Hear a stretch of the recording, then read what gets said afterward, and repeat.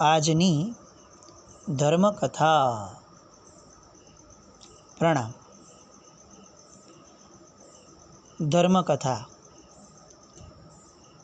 અને એની અંદર એક બાળકની કથા, ચરિત્ર નાયક આપણા, કે જેઓ સળગતા કોલસા હાથમાં લેવાની ચેલેન્જ લઈને બેઠા છે. ઘણીવાર કથાઓ એવા મોડ ઉપર અટકી જતી હોય કે જે અંદરથી એક સરસ મજાની કુતૂહલ વૃત્તિને જન્મ આપે છે. એકાદ બે દિવસમાં કેટલાક વ્યક્તિઓના એવા ફીડબેક આવ્યા કે આવી બધી ક્યુરિયોસિટીના એન્ડ ઉપર લાવીને મૂકી દો એ કેવી રીતે ચાલે. પણ કથાનકોની આ એક પદ્ધતિ છે. કથાઓ એ ફક્ત ઇન્ફોર્મેશન માટે નથી હોતી. કથાઓ એ આપણા જીવનની અંદર ગુણના વિકાસ માટે છે. અને ગુણોના વિકાસનું પ્રથમ પગથિયું છે જિજ્ઞાસા વૃત્તિ. અને જિજ્ઞાસા વૃત્તિની શરૂઆત કઈ? તો કે કુતૂહલ વૃત્તિ. કુતૂહલ થવું જોઈએ, આવું કેમ હશે, આ તો બહુ ગજબ છે, આની પછી શું થશે, આવી ક્યુરિયોસિટી એ ઘણા બધા ગુણોની શરૂઆત ગણાય. એટલે આવો એક પ્રયત્ન માત્ર કે વાર્તાને એવા એક એન્ડ ઉપર લાવીને મૂકીએ કે જે એક રોચકતા એમાં એવી ભળાવે કે જેના કારણે જે દિશામાં આપણે જઈએ છીએ એ દિશામાં ઉલ્લાસ ટકેલો રહે. આપણી ચરિત્ર નાયકની વાતો એમણે ચેલેન્જ આપી દીધી. બીજો જે હતો એ ઘરે ગયો અને ઘરે જઈ અને તાત્કાલિક ધોરણે ચીપિયામાં સળગતા અંગારા લઈને આવી ગયો. બધાના જીવ એબ્સોલ્યુટલી ઊંચા છે. શું થશે ખબર નથી. ઓલો આવ્યો બાળક અને એણે આપણા ચરિત્ર નાયકની સામે સળગતા અંગારા રાખીને કીધું કે જોઈ લે, હજી પણ તારો વિચાર હોય તો તું સમજી લેજે, પાછો પોતાના શબ્દને પાછો ખેંચી લે. પણ આમને તો ક્યાં કંઈ મગજની અંદર કોઈ પણ પ્રકારનો ભય નથી. જે વ્યક્તિને પોતાની જાત પર ભરોસો છે એ વ્યક્તિને આ જગતની અંદર દેવો પણ પોતે ચલાયમાન કરી શકે એવા શક્તિમાન નથી હોતા. અને આ બાળક એવી જ કંઈક અલગ માટીનો બનેલો હતો. પેલા એ સામે ફરીથી ચેલેન્જ યાદ કરાવડાવી કે તું કોઈ પણ જાતનું આવરણ હાથમાં નહીં રાખે, કોઈ પણ જાતનું વાસણ હાથમાં નહીં લઈ લે, તારે અંગારા હાથમાં જ લેવા પડશે. અને બાળકે કીધું કે હા, મને યાદ છે, તું આવતો ખરો. અને એ ચીપીઓ લઈને આવે છે. જેવો સામે ઊભો રહેવા આવ્યો અને આ બાળકના મનની અંદર તાત્કાલિક ધોરણે એક જબરદસ્ત વિચારનો ચમકારો થયો. મતિજ્ઞાનના કેટલાક પ્રકારો છે. એમાંનો એક પ્રકાર છે ઔત્પાતિકી બુદ્ધિ. ઔત્પાતિકી બુદ્ધિ એટલે ઉત્પાત કરાવે એવી બુદ્ધિ નહીં. ઔત્પાતિકી બુદ્ધિ એટલે અણીના સમયે જે આપણને સૂઝાડે એવી બુદ્ધિ. જ્યાં એવું લાગે કે હવે બધું પૂરું થઈ જશે એ જ ક્ષણે બધું જ નવનિર્માણ થાય એવો જે એક વિચાર અંદરથી સહજપણે પ્રગટાવે એવી નિર્મળ મતિ એટલે ઔત્પાતિકી બુદ્ધિ. અને આપણા ચરિત્ર નાયકની અંદર ઔત્પાતિકી બુદ્ધિ એ કેટલી ગજબનાક હતી એનો અનુભવ એમના આખા ચરિત્ર દરમિયાન આપણે થ્રુઆઉટ જોશું. સંઘના શાસનના કેટલાય પ્રશ્નો, એ બધા પ્રશ્નોના જવાબ એ ક્યાંથી લઈ આવતા હતા. એ એવા જાદુગર હતા કે જેમની પાસે દરેક પ્રશ્નોના છેલ્લી ઘડીએ કંઈક ને કંઈક ટકાટક જવાબ નીકળી જતા હતા. બાળપણનો આ પ્રસંગ. ચીપિયા લઈને ઓલો આવે છે અને અચાનક આમના મગજમાં વિચારનો સૂર્ય ઝબૂકે છે. એ જ્યાં ઊભા હતા ત્યાં નીચે રેતીઓ પડેલી. સાવ નાનકડા 10-11 વર્ષના હાથના ખૂબાની અંદર એમણે બંને હાથ ભરાય એટલી રેતી ભરી લીધી અને ઓલાએ તરત સળગતા અંગારા નાખ્યા. સળગતા અંગારા એ હાથમાં રહેલી રેતીની અંદર ઉપર પડ્યા, કંઈ જ અસર નહીં કરી શક્યા. રેતીની અંદર એનો બધો જ જે આગનો ભાગ હતો, એનો અગ્નિ હતો, એ શાંત થઈ ગયો. હાથની અંદર કોઈ વાસણ નહીં, અને તેમ છતાં સળગતા અંગારા હાથને કોઈ નુકસાન ન પહોંચાડી શક્યા. આ હતી આપણા ચરિત્ર નાયકની બાળપણની સિદ્ધિ. આપણે હજી પણ વિચારવા બેસીએ ને કે આવી ચેલેન્જ આપણે આપી દીધી હોત તો આપણે શું કર્યું હોત, તો કદાચ આપણી માટે પણ મુશ્કેલ હતું. આ 10-11 વર્ષના બાળકની એ સમયની પ્રજ્ઞા કેવી નિર્મળ અને કેવી શાર્પ. આ બાળક આગળ જતાં જે રીતે આ જગતને પોતાના જન્મ લીધાનો ઉપકાર વર્તાવે છે, એ દરેક ક્ષણે દરેક પ્રસંગે એમની આ પ્રજ્ઞા, નિર્મળ પ્રજ્ઞા, એ સંવેદાય છે. આ બાળકનું નામ એટલે ભાઈચંદ કુમાર. વઢવાણની અંદર જન્મેલા આ ભાઈચંદભાઈ આપણી માટે બહુ આશ્ચર્યવાળું જીવન જે માતાનું રહ્યું હતું. તે માતા એટલે છબલબેન. છબલબેનના 3 દીકરાઓ, એમાંનો વચલો દીકરો એટલે આ ભાઈચંદભાઈ. છબલબેન એટલે એવા માતા કે જે માતા માટે આપણને ઓવારણા અને પોખણા લેવાનું મન થાય એવું જેને માતૃત્વ આપણને બતાવ્યું છે. આ 3 દિવસની અંદરમાં જે પણ કથા આપણે જોઈ એ દરમિયાનમાં માતૃત્વ શું છે એ આપણે જેમને જોઈ અને ઈર્ષ્યા કરવાનું મન થયું એ માતા એટલે છબલબેન. અને છબલબેનનો લાડકો અને પ્રજ્ઞાના શિખર પર બેઠેલા સરતાજ સમૂહ એ બાળક એટલે ભાઈચંદભાઈ. અને આ ભાઈચંદભાઈ આગળ જતાં આ જગતની અંદર પરમ પૂજ્ય આચાર્ય ભગવંત શ્રીમદ વિજય ધર્મસુરીશ્વરજી મહારાજા તરીકે પ્રસિદ્ધ થયા. જે ચરિત્રમાં આપણે અત્યારે પદાર્પણ કર્યું છે એ ચરિત્ર એવા એક ઉત્તમ પુરુષનું છે કે જે ઉત્તમ પુરુષ માટે આપણી ભાષામાં, અત્યારની ભાષામાં એવું કહી શકાય, સ્પેસિફિકલી મુંબઈવાળા લોકો એ કદાચ ચોક્કસપણે આવું કહી શકે કે આજનું Mumbai minus Dharmasurishwarji Maharaja is equal to NIL. આ મુંબઈ એ ચોક્કસપણે અધર્મનગરી હોત જો આ મુંબઈની અંદરમાં ધર્મસુરી મહારાજા ન આવ્યા હોત. આ મુંબઈ મોમ્બાસા બની ગયું હોત અને વિકૃતિના શિખર પર પહોંચી ગયું હોત જો આ મુંબઈની અંદર ધર્મસુરીશ્વરજી મહારાજા ન પ્રવેશ્યા હોત. અને આ વાક્યમાં કોઈ અતિશયોક્તિ ન ગણાય, કારણ કે આ મુંબઈએ એના શ્રેષ્ઠતમ સ્થાનો, ધર્મસ્થાનો એ આ ધર્મસુરી મહારાજ થકી પામ્યા છે.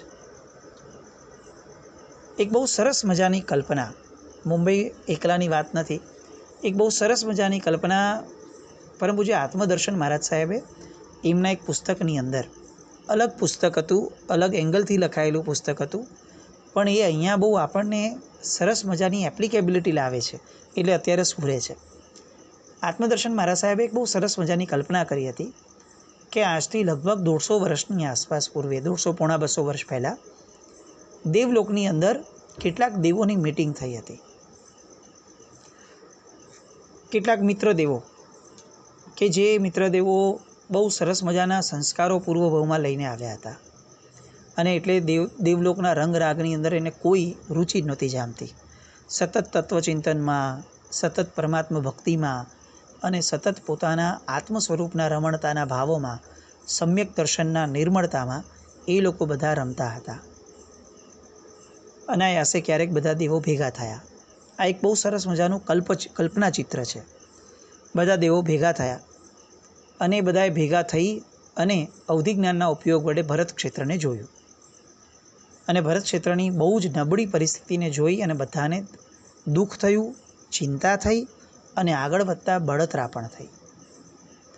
અને આ બધા દેવો કહે છે કે આમને આમ આ ભરત ક્ષેત્રના જીવો એ તો પરમાત્માના માર્ગથી સાવ દૂર થઈ જશે. કઈ રીતે આ લોકો પરમાત્માના માર્ગને 21,000 વર્ષ સુધી સાચવશે? કઈ રીતે આ ભરત ક્ષેત્ર ઉજ્માળ બનશે?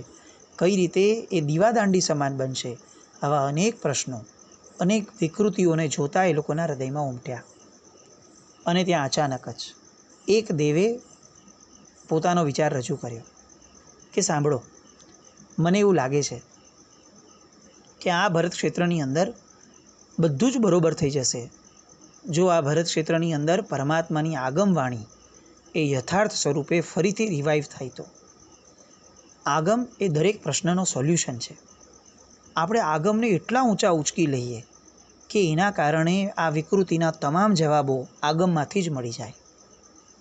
બધા બહુ જ ખુશ થયા કે વાત સાચી છે, આગમ થકી તમામ પ્રશ્નો સોલ્વ થઈ જશે અને આગમના અજવાળે આ જગતની અંદર ક્યાંક ને ક્યાંક બહુ સરસ મજાના અંધારા ઉલાચાઈ જશે. અને મહાપુરુષે કમિટમેન્ટ આપ્યું કે હું જેવો મારો આ દેવલોકનું આયુષ્ય પૂર્ણ થશે એવું તરત જ ભરત ક્ષેત્રમાં જઈ અને આગમની આ વાણીને, આગમને હું મોટા કરીશ. અને એમણે પોતાના કમિટમેન્ટને યથાર્થ કર્યું અને આ જગતની અંદર આપણને અત્યારે પરમ પૂજ્ય આગમોદ્ધારક સાગરાનંદ મહારાજ સાહેબ, એ આનંદ સાગર મહારાજ સાહેબ પ્રાપ્ત થયા. અને એ સાગરાનંદ સુરી મહારાજ સાહેબે આગમને આપણી વચ્ચે એવી રીતે એસ્ટાબ્લિશ કર્યું કે જેના કારણે આપણી અંદર છવાયેલી ચિક્કાર બદીઓ, સાધુ જગતની અંદર, શ્રાવક જગતની અંદર ચિક્કાર જે નબળાઈઓ આવી ગયેલી એ બધી આગમના અજવાળે દૂર થઈ, આગમની વાચનાઓ થઈ. દેવલોકની એ મિટિંગની અંદર જેવું આ મહાપુરુષે પોતાનો આ વિચાર રજૂ કર્યો ભરત ક્ષેત્રને ઉદ્ધાર કરવા માટેનો, એવું બીજા મહાપુરુષને વિચાર આવ્યો કે ઉભા રહો, તમે આગમનું સરસ મજાનું આ બધું ચરિત્ર વગેરે લેશો, પણ આ બધામાં જો ક્યાંક ને ક્યાંક પરમાત્માના શાસનના યોગોદ્વહન એ વિધિ જે છે, વિધિમાર્ગ, એ વિધિમાર્ગ જો પરફેક્ટ નહીં મુકાય તો લોકો સુધી આગમ એકલા કઈ રીતે પહોંચશે. તો હું આ વિધિ માર્ગને ઝળહળતો રાખીશ. હું જ્યારે પણ જન્મ લઈશ ત્યારે હું આ વિધિ માર્ગને એટલો ઊંચો લઈ જઈશ કે લોકો માટે એક આદર્શ થશે અને વિધિ માર્ગને આરાધના કરતાં લોકોમાં નિર્મળતા પ્રગટશે. અને એ દેવ એટલે શાસન સમ્રાટ નિમિસુરીશ્વરજી મહારાજા, જે આપણી માટે વિધિ માર્ગને એટલો ઊંચો લઈ ગયા, એટલા કડકાઈપૂર્વક એમણે આ વિધિ માર્ગને જબરદસ્ત ઊંચો મૂક્યો કે આજે આપણે વિધિ માર્ગમાં સંપૂર્ણ રથ બન્યા છીએ. એનું શ્રેય એમને જાય. આ બે દેવ તો મળ્યા, ત્રીજા એક બાજુમાં દેવ બેઠા હતા. એ દેવને એમ થયું કે તમે આ બધું મૂકશો, પણ જ્યાં સુધી ચારિત્રનો રાગ નહીં પ્રગટે લોકોમાં, ત્યાં સુધી કઈ રીતે એ લોકોનો ઉદ્ધાર થશે. અને એ દેવે કમિટમેન્ટ આપ્યું કે આપણે ફક્ત ભરત ક્ષેત્રના પ્રોબ્લેમ્સ જોઈને બેઠા નથી રહેવું, આપણે પ્રોબ્લેમ સોલ્વ કરવાની દિશામાં જવું છે. ચાલો, હું આ જગતની અંદર, ભરત ક્ષેત્રની અંદર જ્યારે પણ જન્મીશ ત્યારે સત ચારિત્ર અને સત એવા ચારિત્ર ધર્મનો પ્રચાર નહીં, એને જીવીને બતાવીશ આચારપૂર્વક, અને એવું કંઈક આદર્શ ઊભું કરીશ કે લોકોને ચારિત્ર ધર્મ પ્રત્યે અનહદ સદભાવ થાય. અને એ મહાપુરુષ ત્યાંથી ચવી ભરત ક્ષેત્રમાં જન્મ્યા અને આપણે એમને પ્રેમ સુરીશ્વરજી મહારાજા તરીકે ઓળખતા થયા.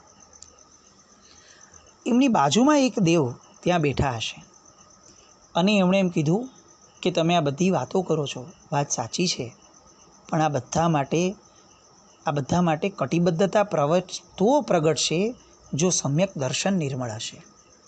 અને સમ્યક દર્શનની નિર્મળતા એ પરમાત્મા ભક્તિ વગર કઈ રીતે શક્ય બને. તો એક કામ કરો, હું આ જગતની અંદર જ્યારે પણ પદાર્પણ કરીશ ત્યારે આ જગતની અંદર ઠેર ઠેર જિનાલયોની સ્થાપના કરીશ, ઠેર ઠેર ઉત્તમ બિંબોની સ્થાપના કરાવડાવીશ. આ જગતની અંદર જ્યાં જે પ્રજા વિકૃતિ તરફ વળતી હશે એ બધા માટે હું જીનબિંબ નામનું એક જબરદસ્ત આલંબન મૂકી અને એ બધામાં પવિત્ર મતિ લાવવા પ્રયત્ન કરીશ. એ મહાપુરુષ દેવલોકથી ચવ્યા હશે અને ભાઈચંદભાઈ નામે પ્રગટ્યા હશે અને આપણને ધર્મસુરીશ્વરજી મહારાજા તરીકે મળ્યા છે. એવા આ ધર્મસુરી મહારાજાનું ચરિત્ર આપણને એવું લાગે કે આ બધા મહાપુરુષો જે સમકાલીન થયા, જેમના આપણે ચરિત્રો અત્યાર સુધી કેટલાક સાંભળ્યા, કેટલાક બાકી છે. વલ્લભસુરી મહારાજા દેવલોકથી આવ્યા હશે ત્યારે ચોક્કસપણે આ સમાજને જોઈ, સાધર્મિકોની હાલતને જોઈ અને એમણે ત્યાં કમિટમેન્ટ આપ્યું હશે કે હું જ્યારે ભરત ક્ષેત્રમાં જન્મીશ ત્યારે હું આ સાધર્મિકોનો ઉદ્ધાર કરનારો બનીશ. આપણને મફતમાં મહાપુરુષો નથી મળ્યા, એમણે પોતે પોતાના આગલા ભવોની અંદર પણ આપણી ચિંતા કરી હશે, ત્યારે આપણને આવા મહાપુરુષો મળ્યા.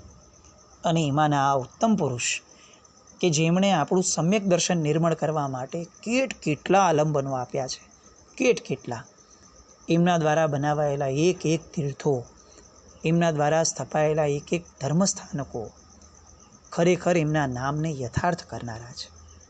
એમનું નામ જ એમના ગુરુ ભગવંતે, પાછા એમના ગુરુ ભગવંતે એવા કે જેમનું નામ પણ યથાર્થ, જે ખરેખર બહુ મોટા પ્રતાપી હતા, એવા પ્રતાપસુરી દાદા. અને જે મહાપુરુષ એ સમયે આ છબલબેનના ઘરે પધાર્યા હતા અને જેમણે છબલબેનની હૃદયની અંદર એક બીજ વાવ્યું હતું, પોતાના આ વચલા દીકરા ભાઈચંદભાઈને દીક્ષા આપવાનું. એ મહાપુરુષ એ બીજું કોઈ જ નહીં પણ જે સૌથી વધારે એ સમયના મોહનકારી હતા, લોકોને આકર્ષનારા હતા, એવા પન્યાસ મોહન વિજયજી મહારાજ સાહેબ. એમના શિષ્ય પ્રતાપસુરી દાદા અને એમના શિષ્ય એટલે ધર્મસુરી દાદા. એ ધર્મસુરી દાદાના ચરિત્રની અંદર આપણે અત્યારે આગળ વધીએ છીએ. ક્યુરિયોસિટી જન્માવાનું કારણ પણ એકમાત્ર હતું કે આપણને આ બધા ઉત્તમ પુરુષો પ્રત્યે જ્યાં સુધી સદભાવ નહીં જાગે, જ્યાં સુધી એમના પ્રત્યે આદરભાવ નહીં જાગે, ત્યાં સુધી આપણા ચરિત્રો, આપણું આ શ્રવણ એ બધું કેટલે અંશે આપણને ઉપકારી બનશે એ પણ પ્રશ્ન છે. 14નો દિવસ આવે અને અજિત શાંતિ આવે પ્રતિક્રમણમાં, અને એ અજિત શાંતિના આખી 50 ગાથાનો સાર શું? તો કે 50મી ગાથાનો છેલ્લો શબ્દ, છેલ્લું વાક્ય, જીન વયણે આયરમ કુણઃ. જીન વચન ઉપર આદર ભાવ કેળવ, તારો બધો જ ભાર એમાં ને એમાં પૂરો થઈ અને નિસ્તાર થવો એ શક્ય બનશે. જીન વચન પર આદર કેળવવો, જીન વચન દ્વારા કેળવાયેલી આરાધનાઓ પર આદર કેળવવો અને જીન વચનને આધારે જીવેલા એવા ઉત્તમ મહાપુરુષો પ્રત્યે આદર કેળવવો, એ જ આપણું પરમ કર્તવ્ય છે. અને એ જ કર્તવ્ય એટલે આપણી આ ધર્મકથાઓ. ધર્મસુરી દાદા, ભાઈચંદભાઈ બહુ જ પ્રજ્ઞાવાન, અને એના કારણે આ જાદુગરના અન્વયે જે પ્રસંગ ઊભો થયો હતો સળગતા અંગારાનો, એ પ્રસંગમાંથી એમણે પોતાની પ્રજ્ઞાના સાક્ષાત દર્શન કરાવડાવ્યા. અને માતાને અને આજુબાજુના લોકોને હવે લાગ્યું કે અહીંયા આ વઢવાણની અંદર તો જે અભ્યાસ કરવાનો હતો એ અભ્યાસ તો હવે પૂર્ણ થાય છે, આનાથી વધારે સગવડ વઢવાણમાં છે પણ નહીં. અને એટલે કેટલાક વડીલોએ નક્કી કર્યું, સંઘના આગેવાનોએ, કે આપણે આ ત્રણેય ભાઈઓ આટલા બધા પ્રજ્ઞાવાન છે, તો આ ત્રણેય ભાઈઓને આપણે હવે ભણવા માટે રાજનગર એટલે કે અમદાવાદમાં મોકલીએ. ભણવાનું મોટું સેન્ટર એ સમયે અમદાવાદ, અને એના કારણે આ ત્રણેય ભાઈઓને ત્યાં મોકલવાનો નિર્ણય સંઘના મોવડીઓ લે છે. આ કલ્ચર આપણે સમજી શકીએ. એક બહેન કે જેમના પતિ ગુજરી ગયા છે, એ બહેનના આખા ઘરનો નિર્ણય એ સંઘના મોવડીઓ લે છે. કેમ? કારણ કે એ બેન એ સામાન્ય બેન નથી, એ પાઠશાળાના શિક્ષિકા છે.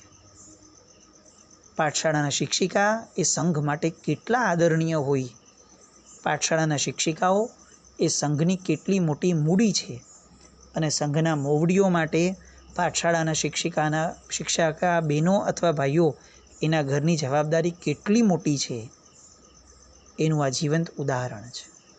છબલબેનને ક્યાંય વિચાર કરવા જેવો પણ સ્કોપ નથી રાખતા. આ મોવડીઓ જાતે નિર્ણય પણ લે છે, જવાબદારી પણ લે છે, અને આ ત્રણેય ભાઈઓને ભણાવવા માટેનો ખર્ચો પણ સંઘ ઉપાડે છે.